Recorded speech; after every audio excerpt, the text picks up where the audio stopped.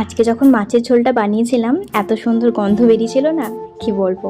তাই ভাবলাম রেসিপিটা তোমাদের শেয়ার করি। মাছগুলো ভালোভাবে ধুয়ে নিয়ে নুন হলুদ তেল মাখিয়ে রেখেছিলাম।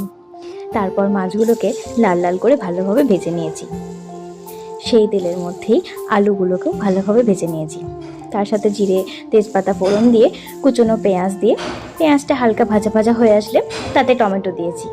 তারপরে দিয়েছিলাম আদা জিরে কাঁচা লঙ্কা বাটা, তার সাথে গুঁড়ো মশলা হলুদ গুঁড়ো নুন ধনে গুঁড়ো জিরে গুঁড়ো। মশলাটা কষানো হয়ে আসলে তাতে ভেজে রাখা আলুগুলোকেও দিয়েছি। আলুগুলো ভালোভাবে কষিয়ে আসলে তাতে গরম জল দিয়েছি। তারপর জলটা একটু ফুটে উঠলেই মাছগুলো দিয়ে দিয়েছি। এই সময়টা এত সুন্দর গন্ধ বেরিয়েছিল না, সত্যি বলছি। মাছগুলো একটু ফুটে আসলে তাতে উপর থেকে কাঁচা লঙ্কা ধনেপাতা দিলেই রেডি।